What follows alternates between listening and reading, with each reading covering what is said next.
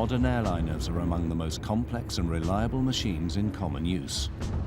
But occasionally, delays in fixing a known defect have led to disaster.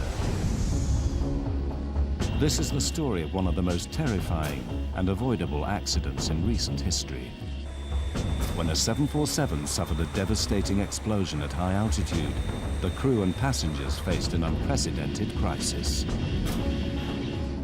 It is also a story of how one family's grief led to a relentless investigation to uncover the full, disturbing truth. Lee can't have died for nothing. You know, you've got to find out why he died, and you've just got to make sure that it never happens again. And it reveals how other known problems in aircraft design have continued to go uncorrected, causing further avoidable accidents. So would I be surprised if it happened again? I would be surprised if it didn't happen again. It is a matter of time.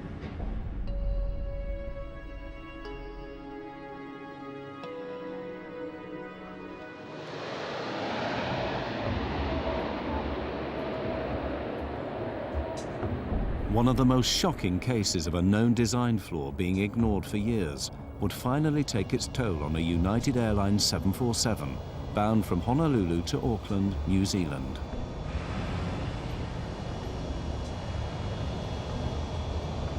As Flight 811 prepared for takeoff, the crew were concerned with another kind of threat that had recently led to tragedy.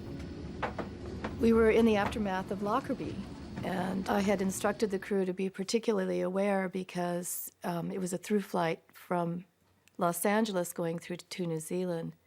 So in my pre-flight briefing, I had asked them to make sure that they checked any baggage that looked suspicious or anything because we wanted to be extra cautious.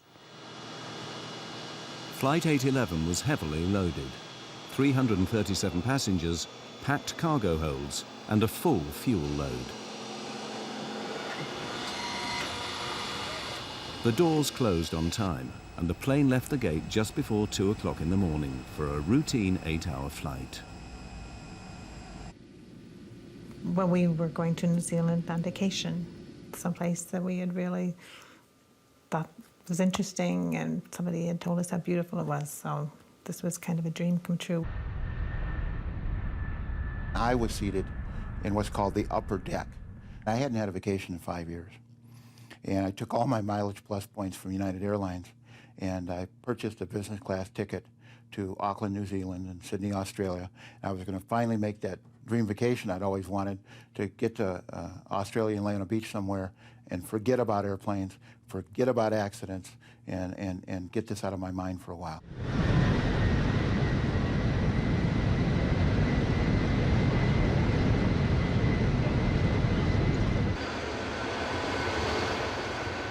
On the flight deck, Captain Dave Cronin was hugely experienced, just 2 months short of retirement. Rotate.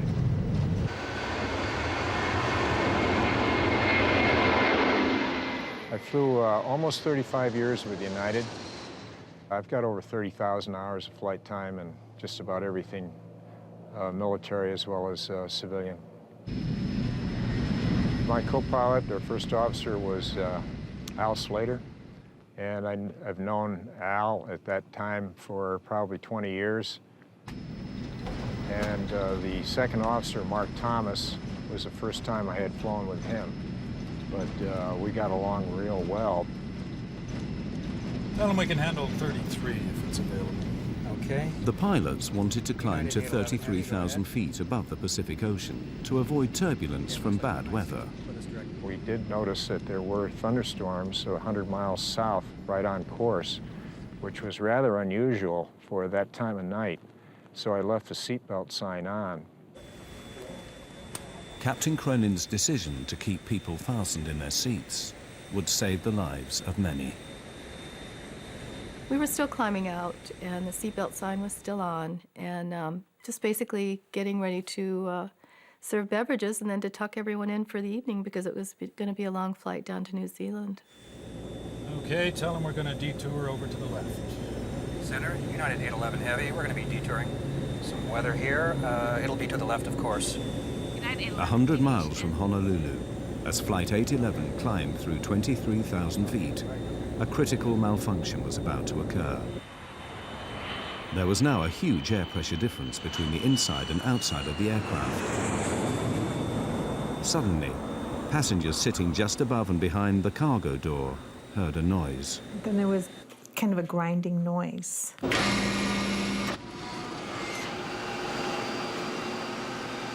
I heard like a thud. The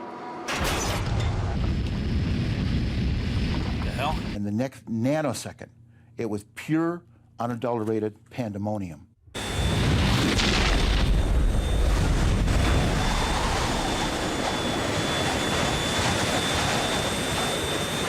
We lost number 3. Going down. It looks like we've lost number 3 engine and we're descending rapidly. Coming back. The next thing I knew, I found myself on the stairwell, hanging onto the rungs, and I immediately knew it was an explosive decompression. The cargo door had torn off and ripped a huge section of the plane with it. The pressurized air inside blasted out with explosive force. I immediately thought of Lockerbie. We actually thought it was a bomb that went off. It was hell on earth. Everything on the airplane that wasn't fastened down, tied down, or secured what became airborne. The noise was incredible. Everything in front of us was gone. Where we were sitting, we were about 6 inches from the hole, so there was nothing in front of us or to the side of us. The whole side of the plane was gone.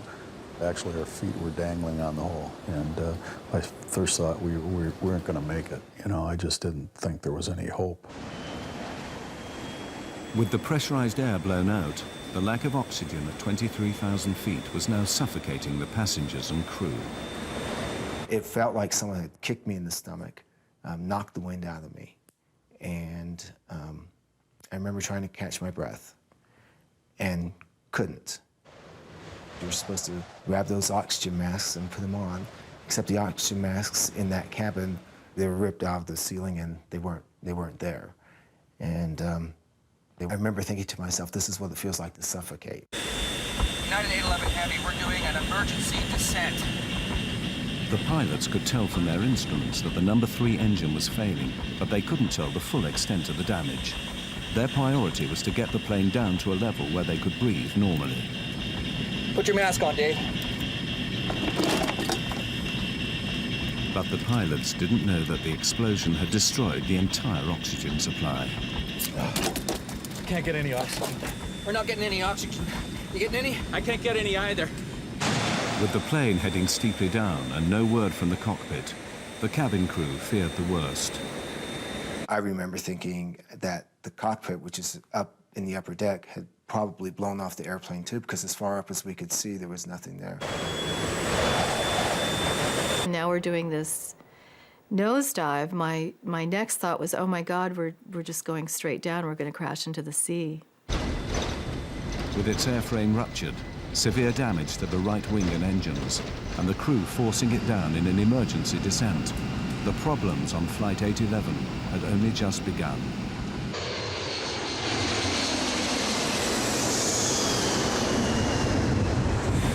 Two minutes after suffering a devastating explosive decompression, Flight 811 was still in a steep emergency descent, passing rapidly through 15,000 feet to reach breathable air. United 11 Heavy, say your altitude now. Leaving 15. United 811 Heavy, we're out of 15.5. United 11, roger. I think we blew a door or something. Tell a flight attendant to get prepared for an evacuation. The crew finally began to level out at a safer altitude, but they now faced a barrage of problems. The most immediate was the disintegration of the number 3 engine, nearest to the explosion. We don't have any fire indications? I don't have anything. Okay, we lost number 3. Let's shut it down. There's no M1. Yeah, okay. Ready for number 3 shutdown checklist. Number 3. Before you shut down number 3, the generator went off. Looks all right to try it now.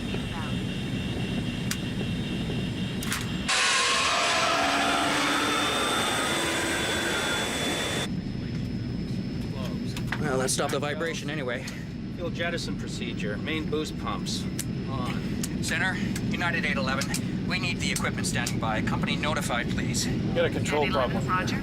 Center wing. Left, right. Valves. On. Start dumping the fuel. I am dumping. One stewardess had been seriously injured by falling debris. As Laura Brentlinger helped her, the full gravity of their situation suddenly became clear. As I'm holding her in my arms, I looked up, and as I looked up, that was the first time I saw this tremendous hole on the side of the aircraft that was just a void, and seats were missing, and I immediately knew that we had lost passengers. 5 rows of seats had been blown out in the decompression, killing 9 passengers. On the flight deck, the crew had turned the stricken plane back to Honolulu, but with 80 miles still to go, the crisis now got far worse. We got a hell of a control problem here. I got almost full rudder on this thing. Are you dumping as fast as you can? I'm dumping everything. We got a problem with number 4 engine? Yeah. Debris from the explosion had also damaged the number 4 engine. If it failed completely, the implications were severe. If you're on 2 engines and you weigh 700,000 pounds, that is a big deal. Simply because with that kind of weight, 2 engines are not going to keep you in the air. You're going to come down.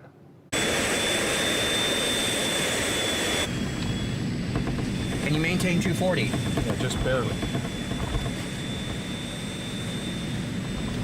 We're losing altitude. No, Center, United 811 Heavy. Do you have a fix on us? Affirmative, sir. I have you on radar. Okay, we've lost engine number 3, and we don't have full power on engine number 4. We can't hold altitude right now. We're dumping fuel, so... United 811 Heavy, roger. I show you 60 miles south of Honolulu at this time. Roger. I haven't talked to anybody yet. I can't get to him. You want me to go downstairs and take a look? Yeah, let's see what's happening down there. I think we lost a compressor, but... Can't hold altitude. Yeah, I told him that we're Put gonna... some max on there. I got takeoff power on this thing. Whatever you need, Captain. Although the number 4 engine was failing, the pilots pushed it, along with the remaining engines, to full power, a setting they should not be run at for more than 4 minutes. But the nearest land was 15 minutes away. I look out the window on the right-hand side, and I see flames, big flames. And I know what flames in the engine means. It's not good. The pilots were unaware that the number 4 engine was now on fire. You got 250 knots now, that's good. 7,000... Yeah, we're getting more rumble. Watch your heading, watch your heading. You want to go direct Honolulu. Okay, I'm going to go downstairs and see what the hell is going on. Yeah. Go ahead and run down and see what's happening. I saw the flight engineer descend down the stairwell. And when I saw him, my relief was, oh my God, they're alive. And there was a huge sense of relief for me. He saw the hole, turned as white as a sheet, and I screamed to him, dear God, please get us down. You've got a fire out there. Oh yeah, we got a fire in number 4. Go through the procedure. Shut down the engine. You're not going to be able to hold us altitude on 2.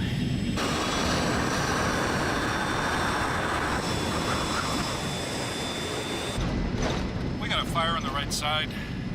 We're on 2 engines now. The whole right side, it's just gone from about the one right back to it's just open. You're just looking outside. What do you mean? It looks like a bomb. Fuselage? Yeah, the fuselage, it's just open.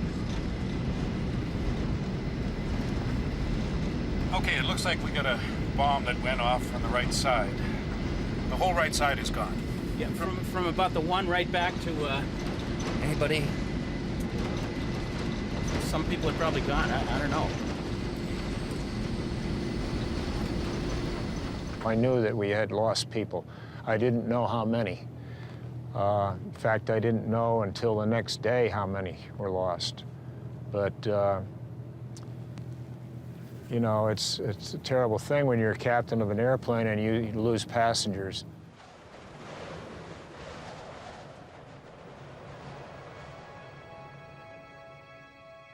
Lee Campbell, flying home to New Zealand, was sitting in row 10, just in front of the cargo door. I woke up with such a start because I'd seen Lee standing by the bed, just with a grey jacket over his arm and a small smile on his face. And of course, as I woke up, it faded, wasn't there. And then we woke up in the morning, we discussed this. I said, oh, that was strange in the night, but it was such a vivid dream. Lee was standing there. And then the radio came on, and the first item of news is that there'd been a problem with the United aircraft. And I said, that was Lee, that's Lee's. And my blood just ran cold. I knew he was dead from that moment.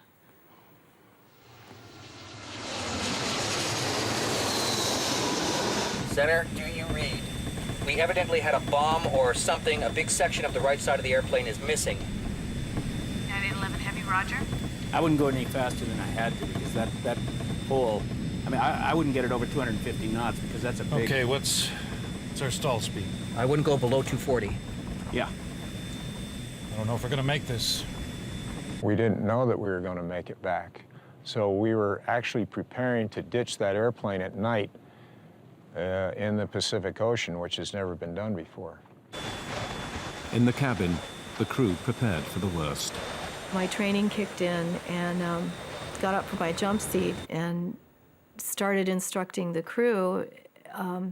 We have to prepare the cabin. We have to, prepare for a ditching, which I thought was inevitable. You're running around getting life vests on, and I do remember thinking, I'm not sure this is going to matter, because when we hit the water, I just imagine the plane's going to split apart. I knew that if we hit the water, it'd be tantamount to hitting the ground, and there would be very few, if any, survivors. So my mind went to the things that meant something to me, and at that point in my life, it was my son. Believing they were going to die, one passenger took these photographs in the hope they'd be found in the wreckage and give clues to the cause of the crash. For 15 minutes, the plane steadily lost altitude. Then, at 4,000 feet, the first glimmer of hope. After an imponderable time, I remember one of the passengers began to point out one of the windows on the right side. And everybody looked. And we looked through this little window from wherever we were, and we could see a point of light, and another point of light, and another point. And pretty soon, you could make out a coastline. Okay, I got lights over here. Okay. Okay, we're at 4. We're 21 miles out. We're in good shape. At Honolulu Airport, an emergency was declared. All other aircraft were diverted, and the rescue services prepared for the crash landing of a fully loaded airliner.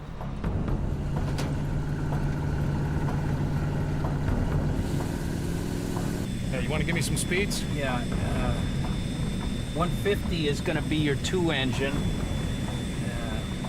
Use a 160. I need souls on board if you have it. Okay, souls on board. 160 is the minimum. Stand by, United 811 Heavy. I don't know how many's on board. 200 and, I don't have the paperwork in front of me here. We're too busy right now. 200 and something. Okay. 6 minutes from the airport, the crew now had to slow the overweight plane for landing. But the effect of this was unknown. What's going to happen when I start coming out with flaps and landing gear? We're either going to land on the airport, in the water, or downtown Honolulu. Okay, we'll try 10. Okay, inboards are coming to 10. How do the controls feel? All right so far. But the flaps were damaged and could not fully extend. This meant that Flight 811 would have to land dangerously fast. You have 811 Heavy. Do you have the airport in sight? It's over here to the right, Captain. Okay. Okay, we have the airport. United 811 Heavy. 811 is clear to land 8 left. Equipment standing by. Wind 05012. clear to land. 8 left, United 811 Heavy. As the unstable 747 lined up for landing, the pilots knew they would only have one attempt. But even if they got it on the runway, the nagging question remained. Would the stress of impact cause the damaged and overweight aircraft to disintegrate?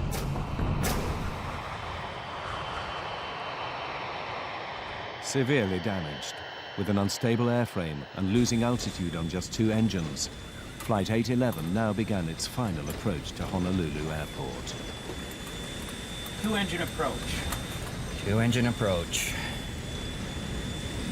We still had no idea how far off the ground we were, if we were going to make it to Honolulu or not. But that seemed like an appropriate time. If we were somewhere around land, that we're probably going to try and land somewhere to get the passengers in their brace positions. So that's when we started yelling for them to get down in their brace positions.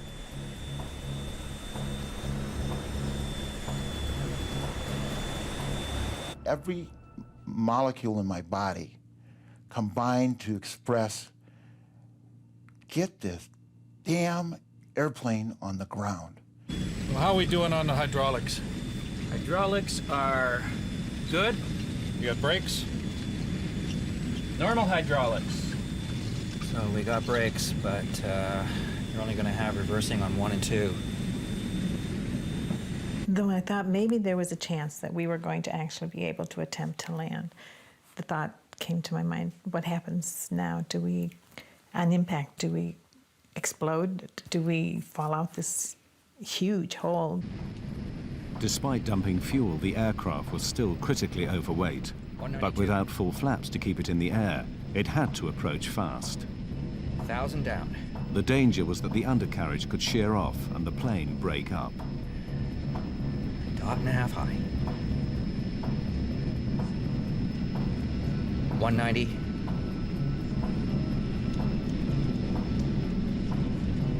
185. A little slow, Dave. It's below what we want.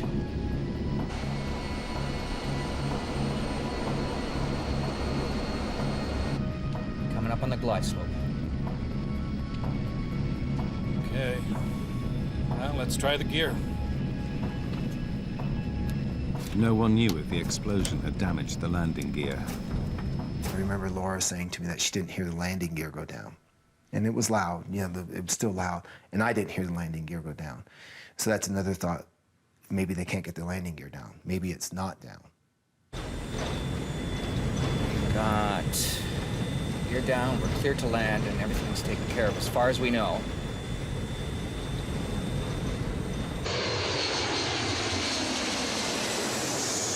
$200. 195. Half a dot high. Looking good. 192. 195. Coming off on the power. 100 feet.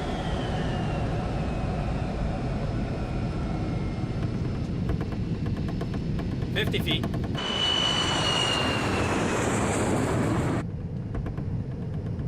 Center the trim. 30. 10. 0. We're on.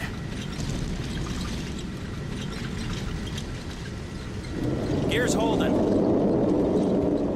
We landed.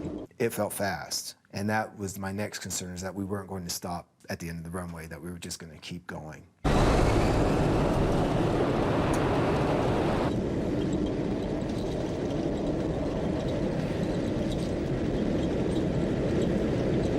And all of a sudden, we were slowing down, and I said, "Oh my God, we've landed. We're on ground." And the people started applauding.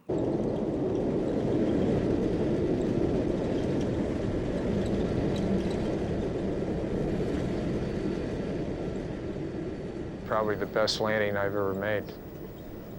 When we finally stopped on the runway, We deployed all 10 chutes, and the flight attendants evacuated all the passengers. It's amazing how fast everyone went. My understanding is like less than 45 seconds, 330 people were off the airplane. We were probably 20 feet off the ground, and I would have stepped out of the airplane without a slide. I wanted to get off so bad. Fortunately, there was a slide. I stepped into the abyss, fell into the slide, whooshed down to the bottom of the thing, and then you hit feet running. The slide kind of kicked me up and flew me up into the air, and my thought was, oh my God, I'm going to survive this whole thing, and I'm going to get wiped out here on the evacuation, because it just really threw me. And I landed and scraped up my legs pretty badly and landed on my feet, and it wasn't until that moment that I had the sense of, I'm here, I'm okay, I'm on the ground. When we got all our switches off, I ran through the airplane, made sure there was no one else on the airplane, came up to the door one left, and went down the slide, and I came around the front and I saw that humongous hole in the side, and I just couldn't believe it.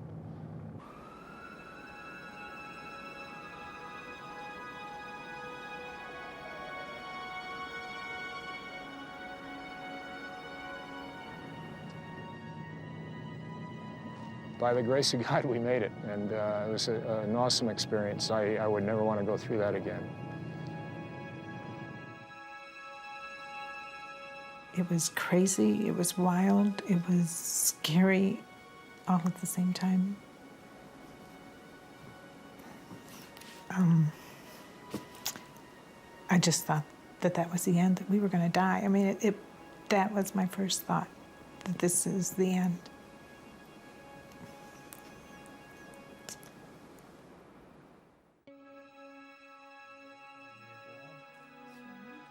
But for the families of the 9 people who were killed, the ordeal was only beginning.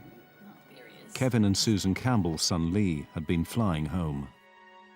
About 3 o'clock in the afternoon, I think they said that there was no New Zealanders involved, but we just knew that it was Lee.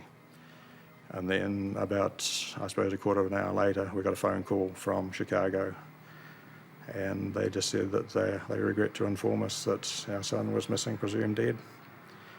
And I guess about another hour after that, a policeman arrived at the door, and he took one look at us and he says, "I can see that you've had the news." So it was just an awful, awful day. And it certainly didn't get much better for a long, long time.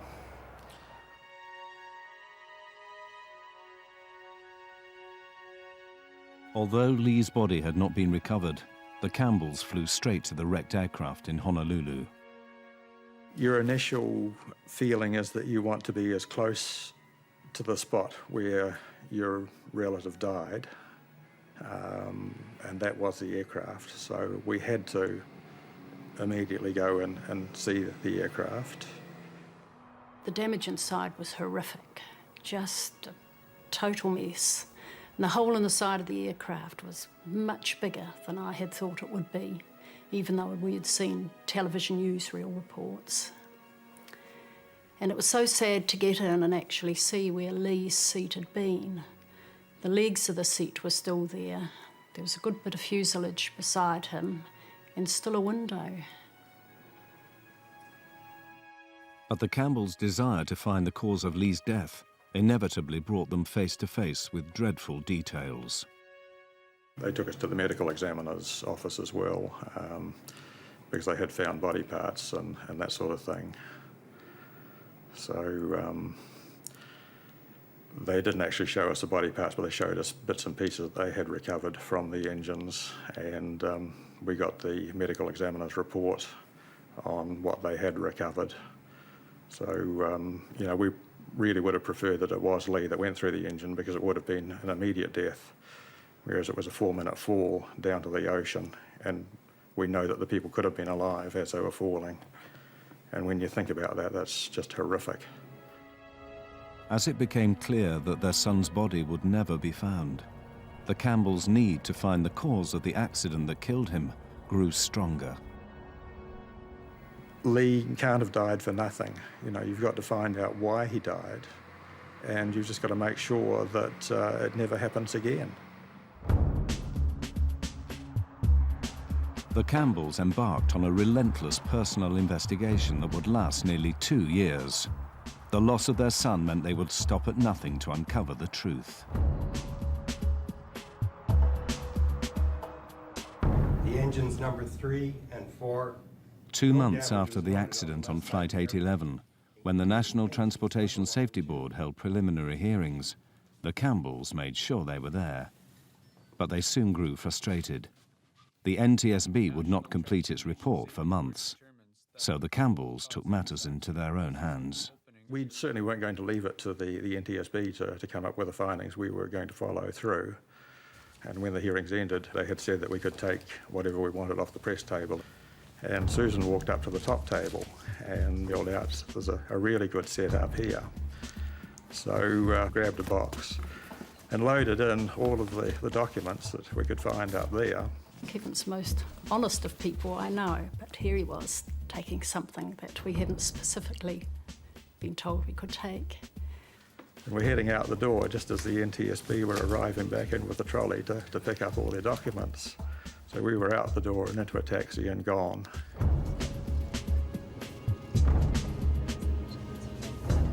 So we quickly realised we'd got a really good set of papers with a lot of things that hadn't been released to the public. We were able to really start our investigation in earnest at that stage. The unpublished documents revealed a disturbing catalogue of problems with the forward cargo door, going right back to its original design. Instead of a plug door that gets jammed into its frame as the aircraft pressurizes, Boeing opted for an outward opening door. This allowed for more cargo space, but was not fail-safe like the plug design. So Boeing built what they believed was a foolproof locking mechanism. What they do is they build in multiple redundancies to make sure the door is properly latched and does not open. And you build it in to a point of that it's extremely improbable that the door would ever open. So what went wrong on Flight 811? The Campbells soon discovered that the problem lay in the design of the locking mechanism. To lock the cargo door on the 747, electric motors rotate C-shaped latches around pins in the door frame. A handle then moves arms, known as locking sectors, over the top of the C latches to prevent them from reopening. But as early as 1975, problems were found with the locking sectors. Kevin Campbell, an engineer by training, built a model to show the weakness in the Boeing design. Initially, the locking sectors were made in aluminium, and in 1975, Boeing realised that they weren't strong enough, and they actually doubled up the aluminium to make it double thickness. But it still wasn't strong enough, and a lot of the airlines didn't even put the doublers on anyway. The weakness of the aluminium drastically increased the risk of the door accidentally opening. With the aluminium locking sectors, if the C-locks tried to backwind, open electrically, it would just push the locking sector out of the way. It just simply wasn't up to the job that it was designed for. For 20 years, 747s have been flying with this crucial weakness.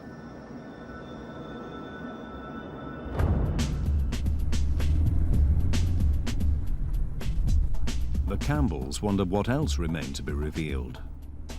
They redoubled their efforts to uncover the full truth behind the accident that had killed their son.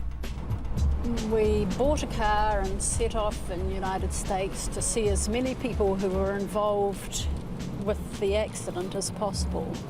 We started at Seattle, down to Denver, across to Chicago, through to Washington, D.C., down to Kentucky, on to Miami, and back across to San Diego, back up through San Francisco, back to Seattle.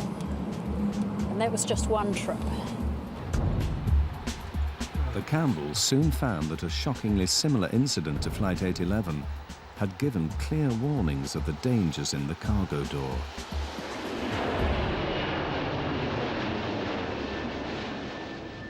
In 1987, 2 years before Flight 811, a Pan Am 747 had been climbing out of Heathrow when it failed to pressurize at 20,000 feet.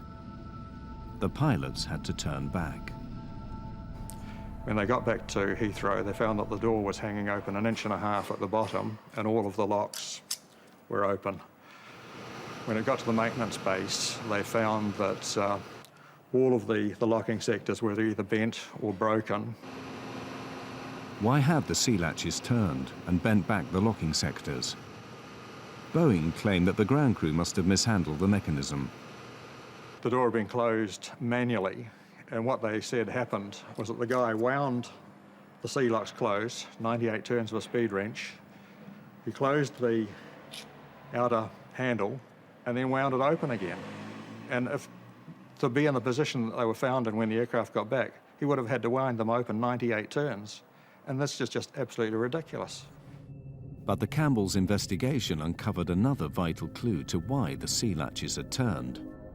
A report by Pan Am engineers highlighted problems with the door's electrical system. It had a fault in the S2 master latch lock switch that should have turned off the power to the door when the outer handle was closed. This was an alarming finding. When the outer handle was closed, the S2 master lock switch was meant to disconnect the power supply and stop the sea latch motors from turning. So could this have failed, allowing the motors to open the door?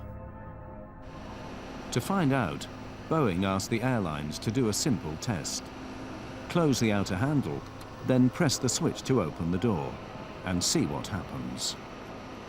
When they hit the switch, it actually worked. Boeing thought, you know, this is not going to work, but it actually worked. There was power to the door locks with the outer handle closed, and the lock started to move, and it started to force the locking sectors out of the way.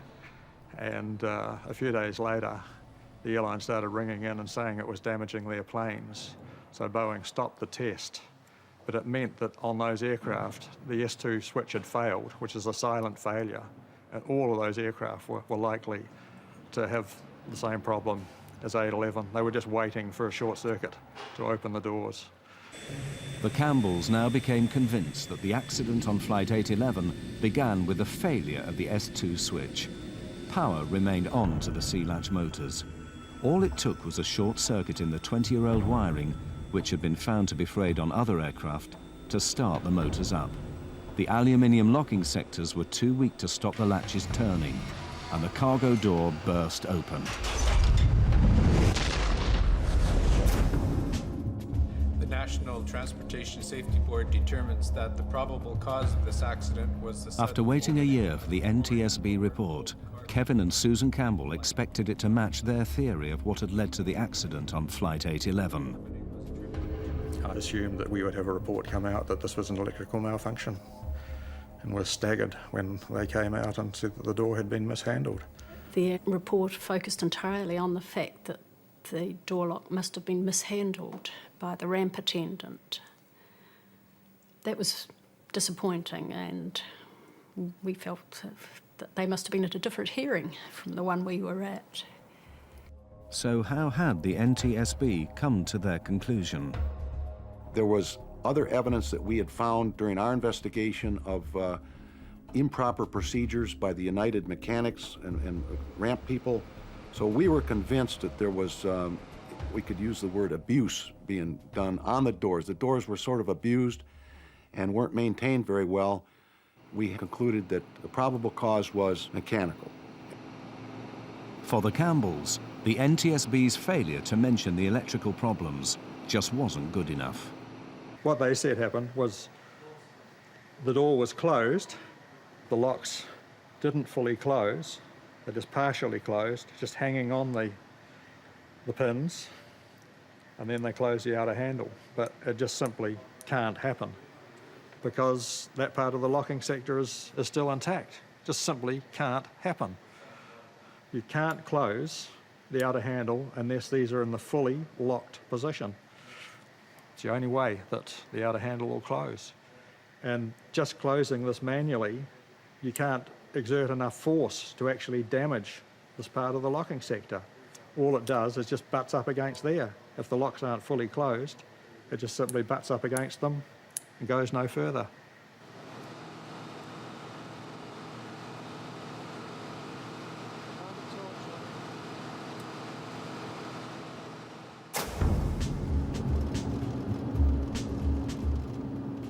They went back to investigating the accident on Flight 811 and soon found disturbing evidence of how it could and should have been prevented. After the Pan Am incident in 1987, it turned out that Boeing had issued a directive to the airlines on how to correct the weak aluminium locking sectors. The airworthiness directive that came out was to replace the aluminum sectors with steel sectors that could not be bent. And there were some some interim requirements for inspections to be performed until what they call terminating action, the steel sectors were installed. The fix was cheap and simple, but getting it done was not. The actual cost of the modification, changing these locking sectors to steel, was $2,000 per aircraft. But it took 10 hours to do it, and that's where the money was. Taking the aircraft out of service for 10 hours, that's millions of dollars.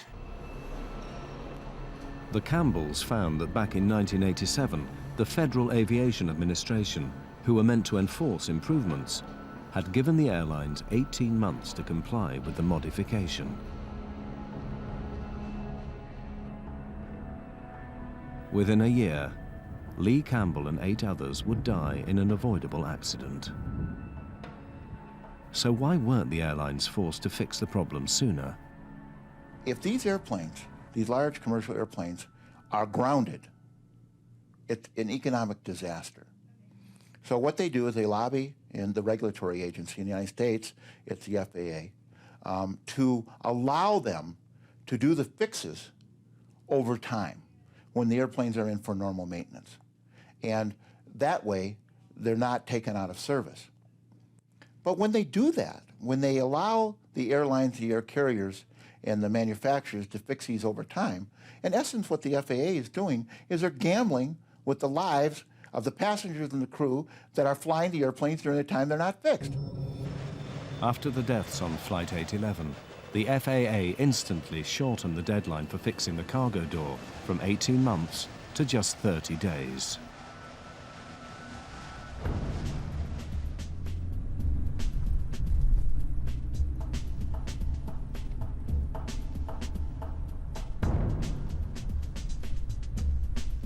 It was only when United had gone from one of the airlines of first resort to one of the airlines of last resort in New Zealand that they just totally out of the blue, we got a letter inviting us over to see them.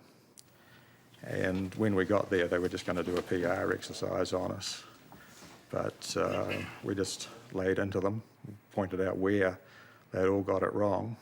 And you could see them changing during it to realising that we did know what we were talking about and that we'd put a lot of serious effort into it. One of them actually broke down because they'd never had to meet next of kin before. And it ended up with the Vice President of United taking us round the maintenance facility, and he had people running off in all directions just to get the information that we wanted, questions answered. We could go anywhere that we wanted, and everything was laid on for us because at that stage they realised that we really did know what we were talking about. The pressure of the Campbells' campaign eventually began to pay off. The vital piece of evidence that could prove them right, the cargo door, still lay 2 miles down in the Pacific Ocean. But as articles appeared in the American press, the NTSB commissioned the US Navy to search for it. 100 miles south of Honolulu, a deep submersible began to trawl the seabed. We went to Honolulu and waited there while they had their attempts, and they finally recovered the door from 14,000 feet of water, which was the deepest recovery ever at that time. and we were phoned within an hour of it coming out of the water. But before the Campbells could see it, the door was swiftly removed to Boeing's plant in Seattle. The Campbells went in hot pursuit. We went over to Boeing and they wouldn't show it to us. So they reckon that the crucial pieces had gone to the NTSB. So again, we got in the car and drove across to Washington, DC. We arrived at Ron Schleid's office, and Ron looks at his watch and he says, "I can give you 5 minutes." So about 3 hours later, we had the pieces that they recovered in our hand, and they acknowledged that we were definitely correct. It was an electrical malfunction, and that they said they would fix the planes, they would make sure it never happens again, but just don't hold your breath that the report will ever be changed. Even with the evidence of an electrical malfunction in their hands, the NTSB refused to change their report. Then, in June 1991, fate intervened. A 4-year-old United 747 was sitting on the apron in New York when the sea-latch motors started up and the door opened itself. There was no way that they could hide it any longer. They simply couldn't deny that it was an electrical malfunction that was covering it. After recovery of the door was that in fact the actual... Finally, the NTSB publicly issued a revised report that concurred with the Campbells' version. There was an inadvertent failure of either the switch or the wiring that caused an uncommanded opening of the door. It's nice that other people know that you're right and had been all along, and that the support that they had given you was vindicated. The Campbells spent thousands of dollars of their own money on their campaign. They were never interested in a financial settlement for Lee's death, but they did persuade United and Boeing to set up a university scholarship in his name. I couldn't have lived with myself if we had done no investigating ourselves. It was just something we both felt we needed to do. We didn't even discuss it. We just knew that's what we would do. Yeah. But despite long and public campaigns like that of the Campbells, critics fear that the airline industry has not learnt the lessons from Flight 811. The regulatory agencies, they have a dual charge. One is to encourage aviation, and another is aviation safety. And when they get in a position where you have economics up against air safety, they tend to err on the side of economics rather than safety. Serious accidents caused by known defects have continued to occur. In the 1990s, known problems with icing on aircraft wings caused a series of crashes. At least 3 planes have had fatal fires due to known dangers from flammable insulation material. And in 1996, a fully laden 747 blew itself up when known faults in the wiring are thought to have ignited flammable vapors in the fuel tanks. Inevitably, experts are skeptical about the aviation industry's record of balancing profit against prevention. We've seen the wiring problem both in United 811, which was eventually turned out to be the cause of that accident, and also in TWA 800, where we had an explosion in the centerline fuel tank. The industry answer to 20 and 30-year-old wiring, and when the wiring can fray, break, crack, cause a short, which can either ignite fuel, like in TWA 800, or open a cargo door, like in United 11. And what the industry says, don't touch it. Don't go in there. Don't inspect it. Don't try to fix it. Don't try to remove it, because it's so brittle that if you go in there to try to fix it, you're going to do more damage than you're going to do good. And that's what I call the ostrich approach to maintenance and safety. You know, we've decided that you can have an spark of ignition in the centerline fuel tank of a large air carrier. But so far we've been lucky. We've only had one every 10 years. We've only blown up 3 or 4 airplanes. You know, to go in and replace this wiring would ground all these airplanes, would be astronomically expensive. You know, 1 airplane every 10 years, 1 airplane every 5 years, 200-300 people, cost of doing business. Cost of doing business. And that's a great economic analysis, and unless your mother or your child is on board one of these airplanes that happens to pay the price for their economic satisfaction.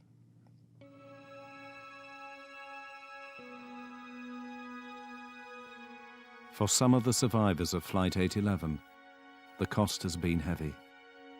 Each crew member handled it differently. I know there are still 2 crew members that have never set foot on an aircraft again. It was very difficult for me. I was diagnosed with severe post-traumatic stress disorder. You can't reason, you can't think. Making the slightest decision is very difficult. You're just at a total loss. So it was very difficult to cope with.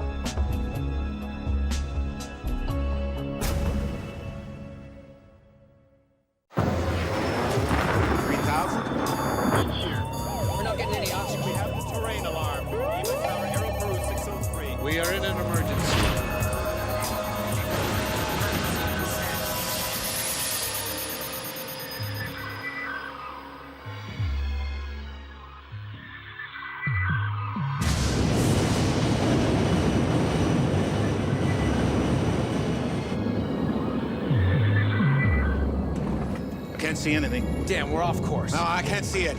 Way off. On June the 1st, 1999, as an American Airlines jet prepared to land amid fierce thunderstorms, passengers knew they were flying into trouble. I don't know what made me aware, so doggone aware, that we were going to have a problem. Oh, no! Within minutes, their worst fears would be realized. Other one! Other one! Other one! Other one!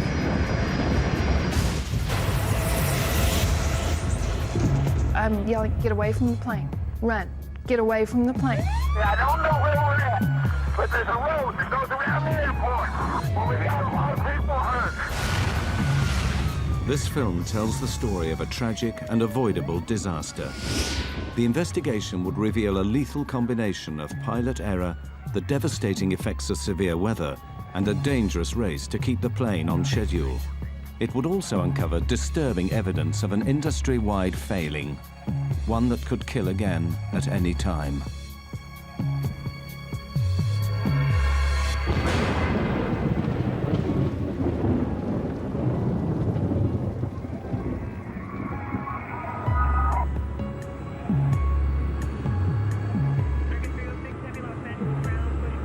Despite reliable aircraft and extensive training, modern airlines and their crews face unprecedented pressures.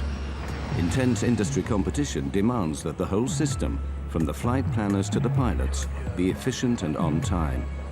The stresses this can bring would play a vital role in the loss of Flight 1420.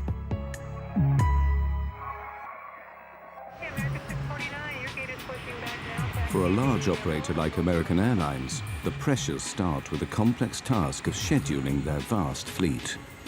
Dispatchers direct the planes around the world in a carefully choreographed dance.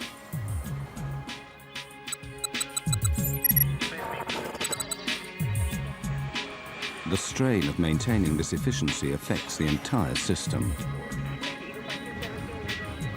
Of course, competition has become very intense, a lot of pressure on the dispatchers, pilots, flight attendants, and basically the whole infrastructure to accomplish the mission and make a dollar. Every effort is made to ensure that nothing disrupts these fragile schedules.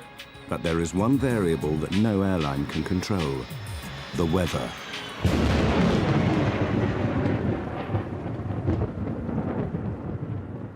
The southern states of America are especially prone to severe weather.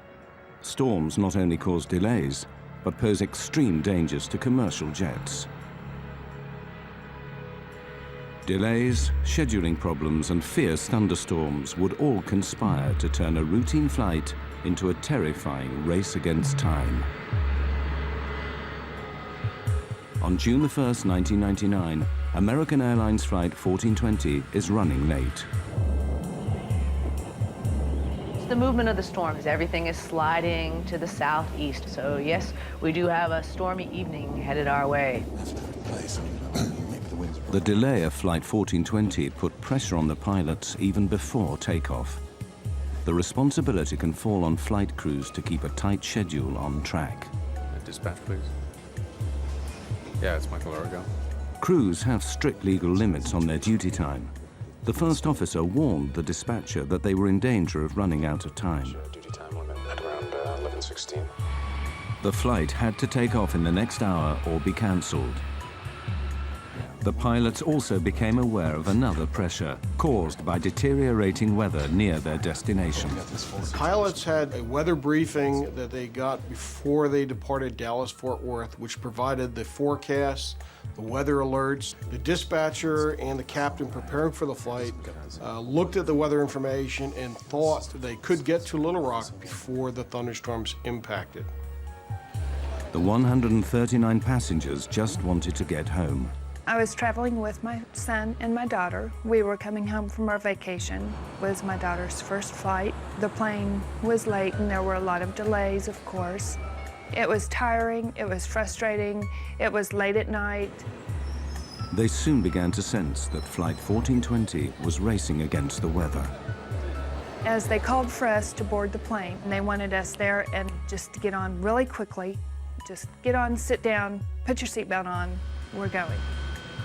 They did mention that there was bad weather between us and Little Rock. They wanted to get ahead of the bad weather coming into Little Rock. Finally, over 2 hours behind schedule, Flight 1420 leaves Dallas. Unknown to the crew, the storms are already massing around Little Rock. 40 minutes later, 1420 is 100 miles from its destination. At this point, the voice recorder transcript reveals a calm and steady cockpit routine. American 1420, you gonna still want lower? So far, it's okay. So far, so good, ma'am. American 1420 will let you know. The first officer on American 1420 was a new hire. He had just recently completed training, and he had been paired on one of his first trips with this management captain. So now you had a very experienced pilot sitting in the left seat with the company, paired with a relatively new hire. Bushman and Origal are clearly relaxed as they plan their approach and landing. 25 for 24, set and armed. Think this stuff's gonna work out pretty well? Yeah, we're almost down to max landing weight. There's a moon out. Or a spaceship. Oh, it's the mothership. Center pump's coming off. All right. The pilots are keeping a close eye on the storms ahead. Onboard weather radar scans a cone-shaped area of sky in front of the plane. Potentially severe storms show up in red. There's your big wad diddly. Yeah, we gotta get over there real quick.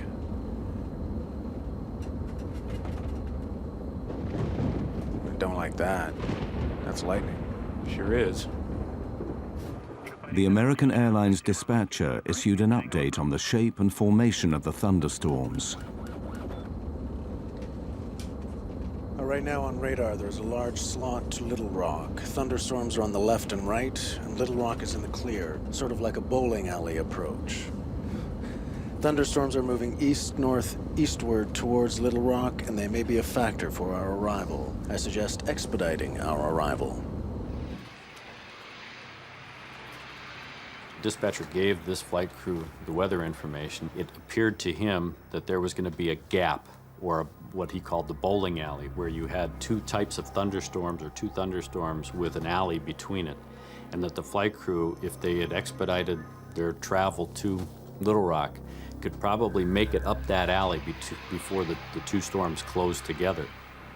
But as Flight 1420 descends, the plan to beat the storms is about to go seriously wrong. The pilots do not realize that the walls of the bowling alley are closing in.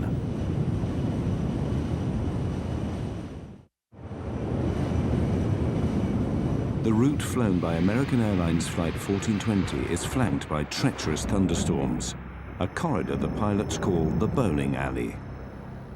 With 80 miles to go, the path to Little Rock still appears to be clear. This is the bowling alley right here. Yeah, I know. In fact, there are the city lights. Straight there. You want to go down? Not yet, but pretty soon. We're about 80 miles from the airport, and we started our descent toward it. Quite a light show on the side of the aircraft, and we're going to be past that on our way to Little Rock. It's been a pleasure having you aboard our short flight, and I'd like to take this opportunity to thank you for flying American Airlines. The lightning seemed to be on both sides of the plane. It lit up the inside of the plane. Very quick, you know, just kaboom type lightning, which was a little scary. There was quite a light show off to the left. Normally that doesn't get pointed out. If you go past the Grand Canyon, that gets pointed out, but not a lightning show.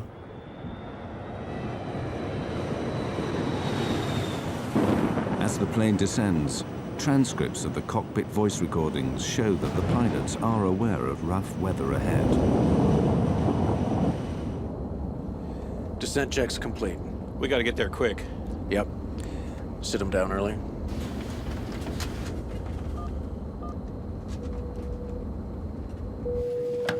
Hello?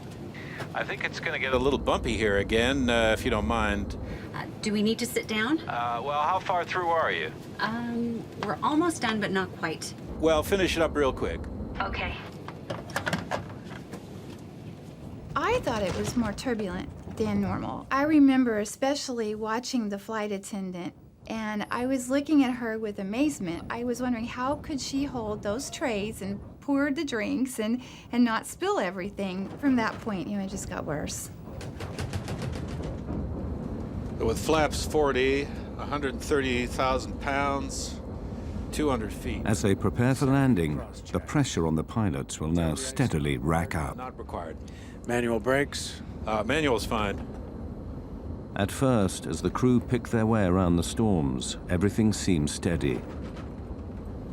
Yeah, actually, there's a city right there. Yeah. Breaking through this crowd. Good, doing good. Even when the first indication comes that the storms are advancing, the pilots take it in their stride. Whoa. Looks like it's moving this way, though. Yeah. Just some lightning. Straight ahead. I think we're gonna be okay, though. Right there. Yep, right down the bowling alley. As my friends would say, California cool. Cool. Peachy. Exactly. 1420 at 11.3 for 10,000. But when the pilots contact the controller at Little Rock, he gives the first of a series of alarming weather alerts. Roger. We've got a thunderstorm just northwest of the airport moving through the area now.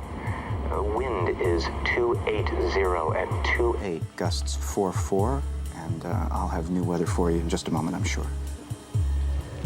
Gale force winds are gusting to 50 miles per hour, enough to blow tiles off a rooftop. High winds pose a severe hazard for Flight 1420. Crosswinds could make it difficult to control the plane on landing. The pilots must quickly determine if they're within safe limits. They calculate the strength of the crosswind from its angle to their final approach. All right, so that's 280 at 4.4. Gusts at 44. Right. Near the limit. Well, it's 40 degrees off. I mean, you're not out of the limit because of the angle, but that's pretty close. The crosswind limit for landing is 30 knots on a dry runway, but Bushman and Oracle now become confused about what happens if it rains. Well, 30 knots is the crosswind limitation, but see, 30 knots... That's well, dry. Wet. Yeah, dry. What's the wet? 20. It's 25. The discussion is never resolved, and the crosswinds will soon be gusting well over the limit. Flight attendants, prepare for landing, please. The pilot's attention now returns to the bad weather ahead. He said the storm was to the northwest of the field? You said northwest. Yeah. Lightning strike, you said storm. But the task of tracking the storms is made more difficult by the lack of sophisticated radar at Little Rock. American 1420, your equipment's a lot better than what I have. How's that final for 2-2 left looking? What's that? We can see the airport, but we can just barely make it out. We should be able to make 2-2. That storm is moving closer like your radar says. But it's a little farther off than you thought. The controllers are going, well, your radar is better than mine, so forth. The controller in this accident had a monochromatic, or basically almost a black and white set of a radar, and could not determine the intensities of the storm. Just 8 miles from the airport, the pilots now face another key decision: how to approach the runway through bad weather. Controllers routinely ask pilots if they want to land visually, instead of relying on the airport's Electronic Instrument Landing System, or ILS. But a visual approach means they must be able to see the runway, and this is proving difficult. No, we can't really make it out right now. We're gonna have to stay with you as long as possible. Now, as the wind suddenly changes direction, the pilot's problems quickly mount up. The wind's kind of kicked around a little bit right now. It's 330 at 11. Whoa. It's a little better than it was. Yeah, 330 is tailwind, though. The crew now face the problem of having the wind behind them when they land, greatly increasing the dangers of overshooting the runway. Then the controller calls in with more bad news. Right now I have a wind shear alert. Wind shear is a sudden change of wind direction over a short distance. It is one of the most feared elements of a severe thunderstorm. To combat constantly shifting winds, the pilots are forced to throw away their previous approach plans and start again. They have to reverse the direction of their approach, so they will be landing into the wind. Yeah, we're gonna need, or... We would rather go into the headwind, sir. The pilot's decision to land in the opposite direction is a prudent move, but it will create serious problems. Okay, right turn 250. The long way around? Yes, sir. You're a little close to the airport. Yeah, right. 250, that'll work. As the pilots turn to their new approach, the aircraft's weather radar, which scans in front of the plane, loses track of the thunderstorms. Worse still, the turn delays landing by more than 10 minutes. And with every passing moment, the storms are growing in intensity. Runway 4 right, 111.3042. I think that was the airport below us. Yeah, right, okay. Switching runways, keeping track of the storms, all add greatly to the pilot's heavy workload. Okay, 2217, glide slope, intercept all the way down. Missed approached, right turn to 4000. Let's see, you got the airport, right? So yeah, I don't have the airport. Well, I'm saying you've got the ILS. Yeah, I got the ILS. Airline pilots, they make their money when they're flying into bad weather. When the weather goes down, now all of a sudden the workload starts to increase because you have to factor in low clouds, rain, lightning, thunderstorms, wind. All of these elements start to bombard you the closer you get into the airport environment. American 1420, it appears we have a second part of this storm moving through. The wind now is 340 at 16, gust 34. With the storms worsening, the pilots need to make it to the airport as quickly as possible. You want to accept the short approach, keep it tight? Yeah, but if you can see the runway, because I don't quite see it. Yeah, it's right there. All right. You see it? You just point me in the right direction, I'll start slowing down. Give me flaps 11. Damn, it's heading right over the field. American 1420, did you call me? We got the airport, but we're going right in between clouds. I think it's to my right, Off my 3 o'clock low, about 4 miles. American 1420, that's it. Do you want to shoot the visual approach, or you want to go out for the ILS? A visual approach will allow 1420 to reach the airport faster than one that depends on instruments. I can start the visual if we can do it. American 1420's cleared, visual approach, runway 4 right. If you lose it, need some help, let me know, please. But a visual approach means the pilots must keep the runway in sight at all times. The transcripts now reveal rising confusion on the flight deck as the captain struggles to fix the position of the airport. Okay, did you notice something? Did you see the airport there? Where? There, okay, right. You're on a base for it, okay? It's right there. Well, I'm on a base now? It's like a dog leg. We're coming in, and there it is, right there. I lost it.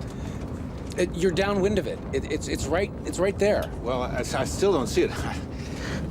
Just vector me. I don't know. American 1420, monitor 118.7, runway 4 right, cleared to land. The wind now 330 at 21.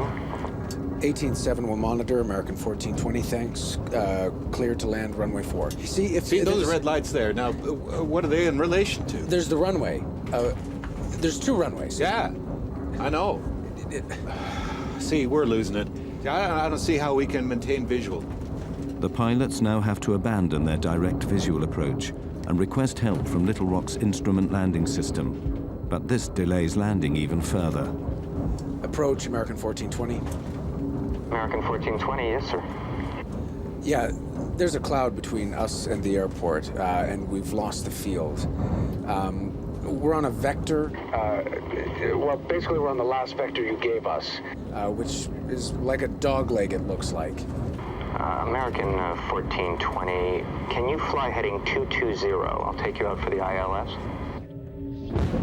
This news footage shows the storm on the night of the crash. As heavy rain cuts visibility even further, Captain Bushman becomes frustrated. See, I hate droning around visual at night and weather without having any clue where we are. The thing that was really getting to me was I knew we were getting very low. I knew that the rain was not letting up and that we were being jolted around quite heavily. See how we're going right in the middle of this crap. Right. Approach, American 1420. I know you're doing your best, sir, but we're getting really close to this storm, and we'll keep it really tight if we have to.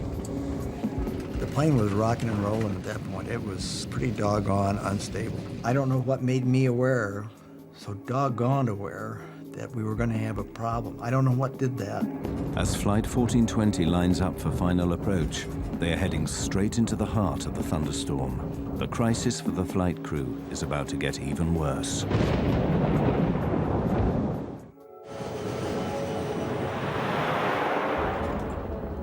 With Flight 1420 4 minutes from touchdown, severe thunderstorms give the pilots another major problem.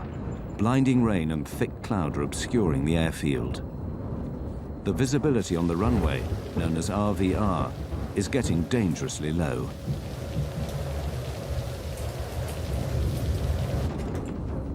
We're going right into this.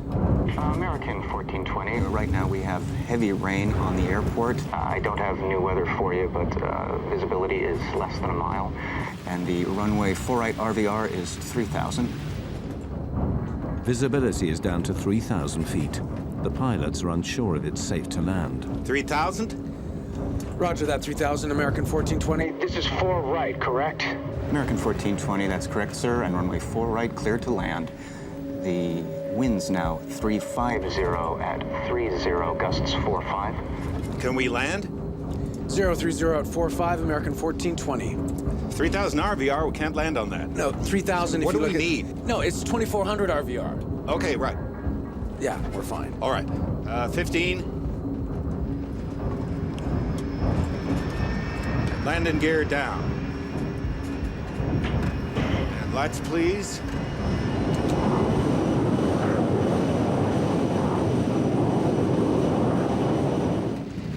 As we descended through a very dark black cloud. The rain seemed to be going horizontal. It was windy enough, apparently outdoors, that the plane was moving around a lot. I'd never done this before. I buckled up really tight, almost uncomfortably tight, and I was concerned enough. I put my shoes back on and got ready to go. There was something going on that made me very nervous. The crosswinds are way over the limit. The pilots could divert to another airport, but they don't, even as the weather gets worse. Wind shear alert. Center field wind 350 at 32. Gusts 4-5. North boundary wind 310 at 29. Northeast boundary wind 320 at 32. The jolts seemed to be much stronger than I'd ever felt. You could tell that the thunderheads were extremely close to the plane. I said words to the effect that if he tries to land in this weather, we'll crash. Flaps 28. Add 20. Then visibility falls drastically below the limit. American 1420, the runway 4 right RVR is now 1,600. Damn. The crew are rattled. Under pressure, they begin to make mistakes. Can't see anything. Looking for 460. It's there. Couldn't see anything. The wind was throwing the plane around so violently. I think it was enough of a crosswind that I was afraid we were going to land on the wing. We felt like we were going to tip over. I mean, it just felt that bad. You want 40 flaps? Yeah, I thought I called it. I knew the way he was jockeying the plane and the sounds of the engines that he was trying to get lined up for the runway, and I couldn't see it, and I couldn't see it, but I could tell we were close, and I kept thinking, where's the runway? 1,000 feet. 20. 40-40 land. This is a can of worms. Wind is 330 at 28. I'm gonna stay above it a little. There's a runway off to your right. You got it? No. I got the runway in sight. You're right on course. I got it. Stay where I you got it. I got it. Most of the people at that point in the plane were just holding on really tight, just looking forward. I mean, like rigid. I suspected the worst. I mean, I really did. We might not get down.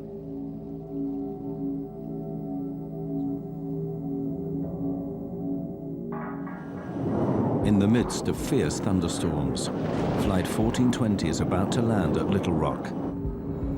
Low visibility and high winds make the final approach treacherous. Wind 330 at 25. 500 feet. Plus 20. Wind 330 at 23. Damn, we're off course. No, I can't see it. We're way off. I can't see anything. Got it? Got it! 100 feet. 50 feet. 40. 30. 20. 10.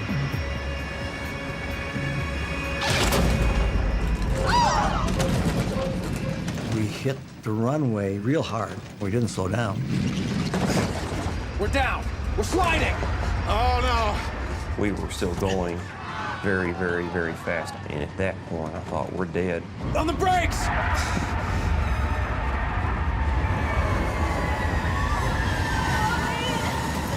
It was just chaos. It was terrifying.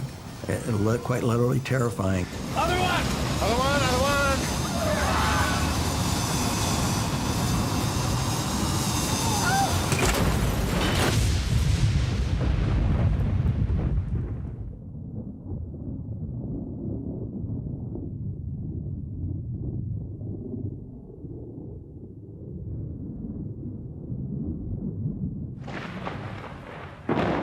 When the plane actually stopped, there was a moment of absolute, total silence. There was fire in front of me, and I could see debris, and it was silent. And I thought, oh my gosh, I'm dead. Well, I knew we were in deep trouble. You know, it's a process that started, and in some way it's got to end. It's going to end, and when it ends, how do I get out of here? Within those minutes, I heard a small scream, and I heard it get louder and louder and louder, like it was on a megaphone. And it hit me, that's my daughter. And it's like, oh, okay, we've got to get out of here. You know, we got to do something. The passengers struggled to get out before fire engulfed the cabin. I had a broken scapula, dislocated shoulder, and cracked ribs, and all sorts of stuff going on, but I didn't feel a thing. I just wanted to get out. I was not going to die in that thing. I got out of that plane probably in 10 seconds. It's like being in war. Go, go, go. I'm yelling, get away from the plane. Run. Get away from the plane. Go, go, go.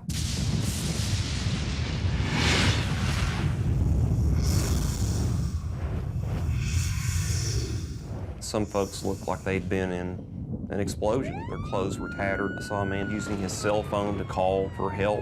Okay, I don't know where we're at, but there's a road that goes around the airport. Well, we got a lot of people hurt.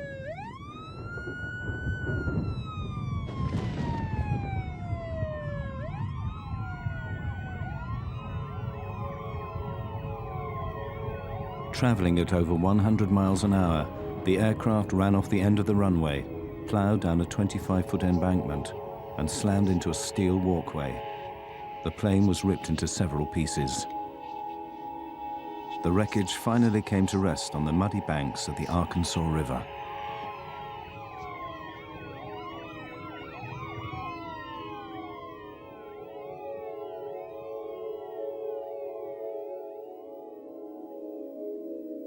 Ten passengers died in the crash. Captain Bushman was killed instantly when the cockpit was split open by the steel walkway.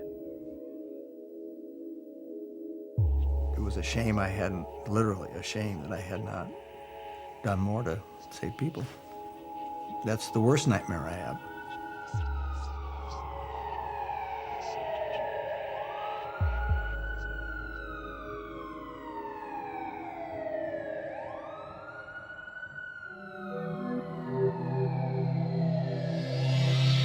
The U.S. National Transportation Safety Board was immediately notified. Greg Feith was the NTSB's chief investigator. The night American 1420 happened, I received a phone call about 1 o'clock in the morning from our communications center at the NTSB advising that there had been an aircraft accident at Little Rock and there may be some fatalities involved. Fellow investigator Don Ike was quickly on the scene. There's a sense of adrenaline as an accident occurs like this, where you're being launched to the accident scene. And there's a strong urge to get there, to try to find out what happened, to document the facts so we can prevent it from happening. The NTSB set up a command center close to the site.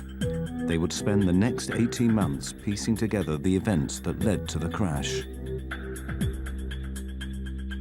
We did have a basic idea when we got on scene of what had happened. We just didn't know why. We knew the airplane went off the end of the runway. We knew that the pilots couldn't stop it. We knew that the aircraft was destroyed going through this catwalk. We knew that the subsequent post-crash fire killed people. We just didn't know why at that point. The NTSB worked backwards from the impact, piecing together the sequence of events from the final approach all the way back to Dallas-Fort Worth.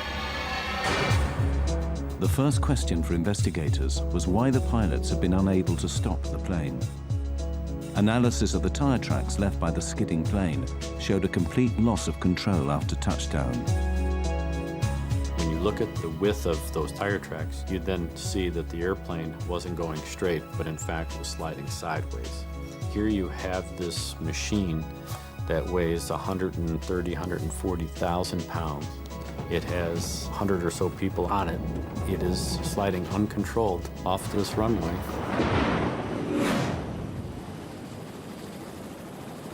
Something had gone terribly wrong on landing, and investigators had to find out why. They questioned the survivors of Flight 1420, who would provide an extremely important clue.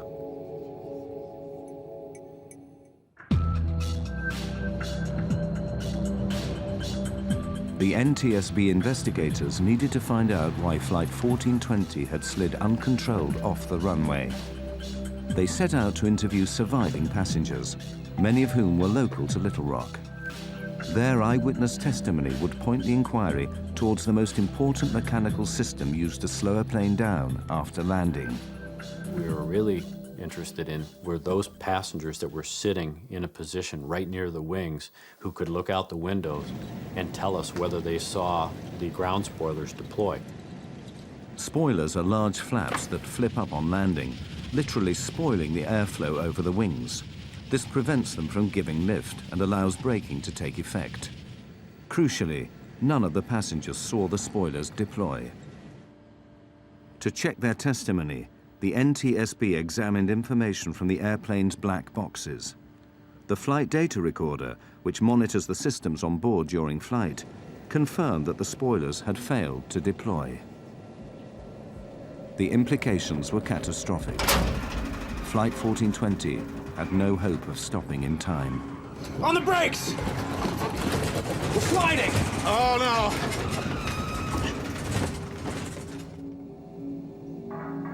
So was the failure of the spoilers to deploy a mechanical problem? Or in the confusion of final approach, was it pilot error? To find out, the NTSB would make clever use of the cockpit voice recorder, or CVR. Make it out. You want 40 flaps? Yeah, I thought I called it. One of the key elements that the CVR team was listening for was the setting of the spoiler handle. We saw on the flight data recorder that the ground spoilers didn't deploy. We wanted to know if the handle had been actually armed or not, and we were looking for a specific click sound. We couldn't find that sound on the accident CVR, which led us to believe that the handle was never in the armed position at touchdown.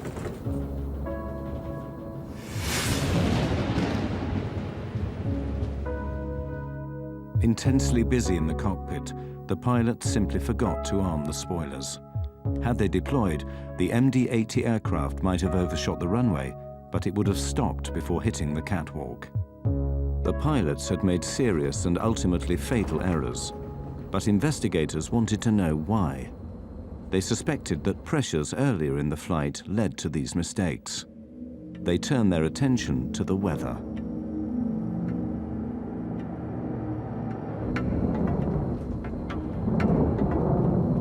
It was clear to us that severe weather had been in the area around the time of the accident. How it played a part was one of the things we had to try to discover. And putting the radar images in, the observations, trying to put it all together, would take weeks, of course, to get this information done. The NTSB wanted to know what role the weather had played in the crash, and had the pilots been fully aware of the dangers. See how we're going right in the middle of this crap. One of the concerns that all pilots have when they're trying to land an aircraft is, of course, making sure that the crosswinds that they may experience don't exceed the capabilities of either themselves or the aircraft. The wind's now 350 at 30, gusts 45. Can we land? This particular flight crew had a limitation, not imposed by themselves, but imposed by the company, and that was that they were not allowed to exceed a 10-knot crosswind on a wet runway. Crosswind limits are clearly stated in the operating manual. The crew of 1420 were flying beyond regulation limits. This is a can of worms. There's a runway off to your right. You got it? No. The effect of the winds can be seen in this NTSB animation, showing the captain's desperate last maneuvers. Winds definitely impacted the flight. If you look at the animation, you'll see them fighting the winds. Definitely not good. We're down! On the brakes! Other one! But when you start talking about a wet runway, thunderstorms, not good. But were the pilots of 1420 aware of the hazards posed by the severe weather? For the NTSB, previous accidents had made the dangers of thunderstorms all too clear. In 1994, a US Air DC-9 fell victim to wind shear in North Carolina. The plane stalled at 250 feet and fell from the sky. A Delta TriStar crashed after flying into the most severe kind of wind shear that created an intense downdraft of air. So, should the crew of 1420 have aborted the approach? There's the runway. There's two runways. Yeah, I know. See, we're losing it. I don't see how we can maintain visual. This NTSB weather animation overlays the path of the aircraft with ground radar images of the storm.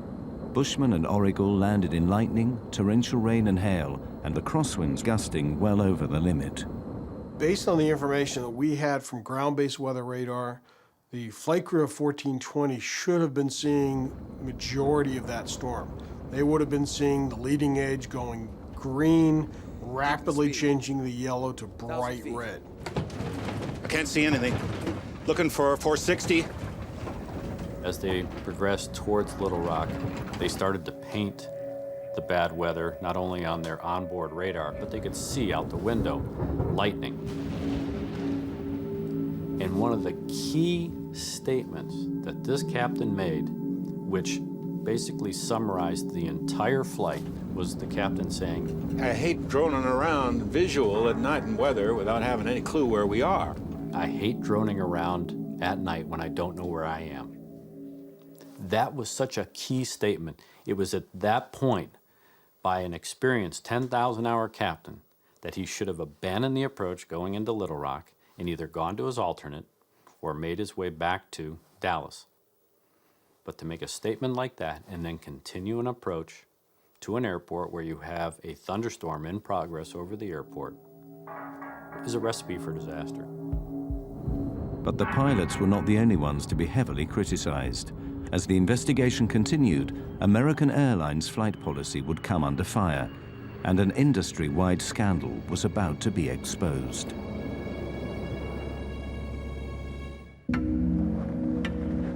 For months after the crash of Flight 1420, the NTSB dug deeper into the circumstances surrounding the accident.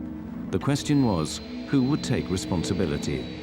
American Airlines were reluctant to admit that their pilots had knowingly flown into a severe thunderstorm. Initially, they tried to pin the blame on the controller at Little Rock. Americans started legal action against the authorities responsible for airport controllers. Americans' lawyers claimed that the crew of Flight 1420 had not been given all the current weather information. American 1420, your equipment's a lot better than what I have. How's that final for 22 left looking? But after interviewing the controller at Little Rock, investigators were unconvinced. It's highly unlikely that the flight crew wasn't sufficiently informed about the nature of the weather and the severity of the weather, not only en route, but of course during the course of the landing at Little Rock. The focus turned back on the pilots. Lawyers representing the passengers were determined to get American Airlines to accept liability for the crash. I mean, it is about money in a way, because you want to make them pay. Because I saw the letters that they would write back to my lawyer, minimizing what we had been through, minimizing my daughter's burns, cuts, the psychological effects it had on my son at age 15, and my daughter and me, and just minimizing everything. So you want to find a way to hurt him. Renee Solomons and many other survivors attended the NTSB public hearings held in Little Rock 8 months after the disaster. With the captain dead, the co-pilot was the first to testify. As we went off the end of the runway, I could see the runway lights coming up, and I knew we were going off the end of the runway. I couldn't see anything in front of us, and all I thought was the gear would collapse, and we would continue to slide. It's got to be okay. And then all of a sudden, I felt the impact. I followed it as close as I could. You bet. I mean, I wanted to know what happened. I went to all of the NTSB hearings. I was outraged. I was mad. For me, they didn't ask him the right questions. You know, I wanted to ask him, what were you thinking? Why did you all play chicken with our lives? The co-pilot's testimony was highly controversial. In his account of the final moments of the flight, he claimed to have told the captain to abort the approach, otherwise known as a go-around. Who can call for abandoning the approach? Either pilot. Did you call for a go-around at any time? Yes, sir, I did. It sounds like after reviewing the tape, you can definitely hear the go and the around. It seems like he talked the same time I did, and I looked over at him, and he brought the airplane back on course. However, when NTSB specialists studied the cockpit voice tapes, they couldn't hear this statement. Damn, we're off course. No, I can't see it. Way even though he stood by that statement, we could never validate it. That led to a controversial finding because we weren't really sure if that took place or not. The NTSB asked tough questions of the co-pilot, but was American Airlines training also at fault? Greg Feith put an American Airlines manager on the stand. What were the company rules for pilots flying near thunderstorms? When asked the question, he basically responded that he just didn't want his pilots flying into that type of weather. Our pilots are forbidden to enter or depart a terminal area blanketed by thunderstorms. To the NTSB, this policy simply wasn't clear-cut enough. Well, that's a very subjective call for a pilot. Pilots need boundaries. You have to set limits. If there's convective activity, that is thunderstorm activity, it's within 5 nautical miles of the airport, there's lightning, there's wind shear, don't go there.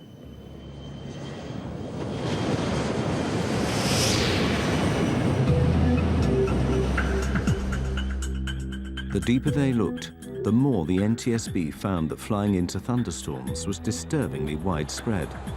Extraordinary evidence given at the hearings revealed that the problem spread through the whole industry.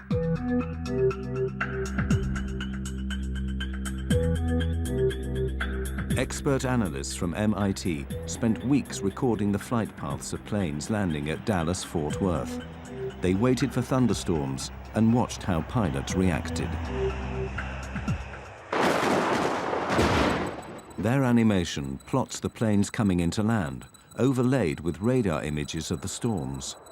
Anything yellow or orange is a potentially severe thunderstorm.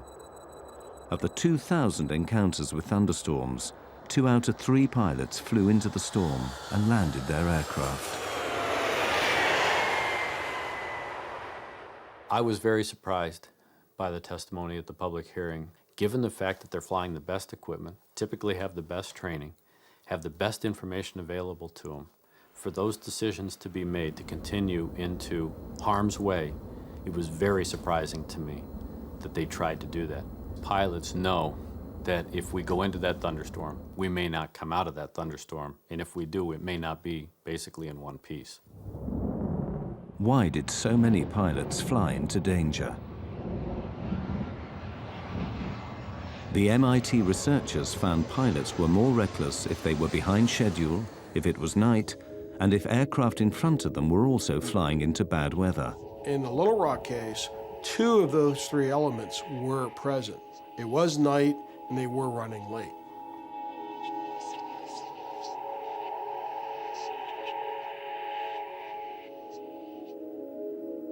The MIT investigation was chilling evidence that the crash at Little Rock was part of a much wider problem.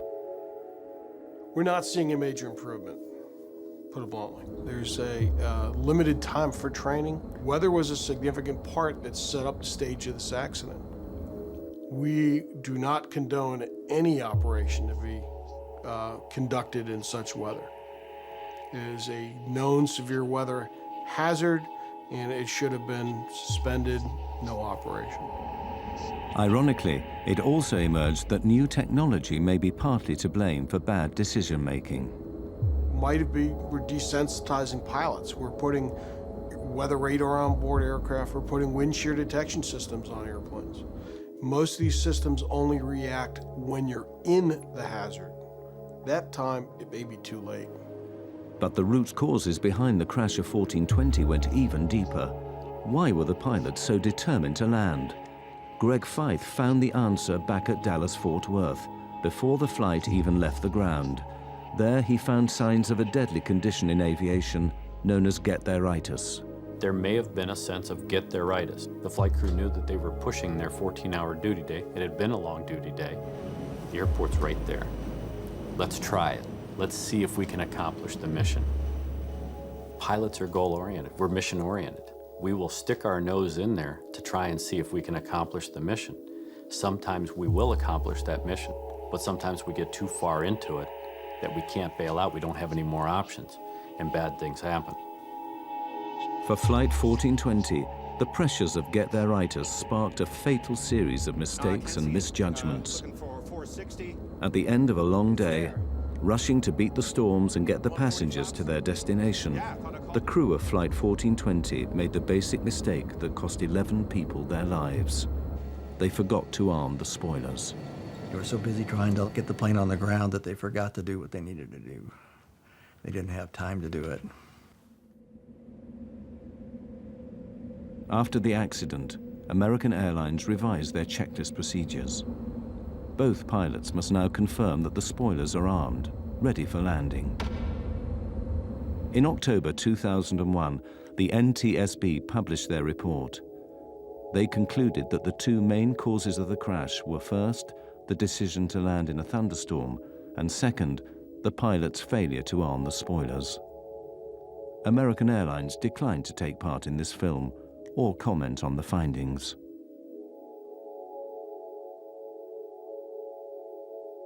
As an investigator, I had over 2 years to basically criticize and determine what the captain was trying to accomplish. That particular captain had seconds to make decisions based on the information he was getting.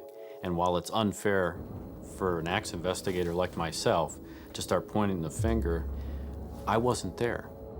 I blame them, but I'm not angry per se at them. I don't waste my time with anger on them. They'd got nothing but flack.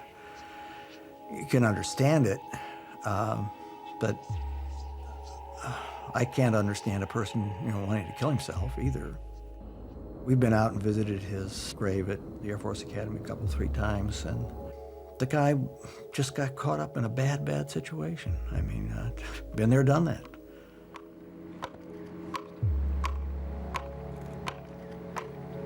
One year after the crash, the survivors of Flight 1420 gathered at the site to remember those who died. For surviving passengers, the effects of the crash are long-lasting and profound. We, as a family, worked long and hard to work through it. We had many talks. It blew apart a lot of relationships. You find out who your real friends are. I cannot do enough to mitigate what happened to the individuals on the airplane. Life is a precious thing, and you're definitely here for a very short time. All of a sudden, your life looks like about 1.5 seconds long. The impact of the crash is something that I try to block out of my mind because I still feel a reaction. People ask me if I'm okay. Well, no, I'm not okay. No, we'll never be okay. I mean, what is this okay stuff? You're different. And deal with it. I mean, that's the way we're going to be. The day after it happened, when Adam and I were in the hospital in Samantha, Adam and I got up and we looked out the window and we just couldn't believe that life went on. We just couldn't believe cars were driving and it was sunny and life went on, because for us, life stopped.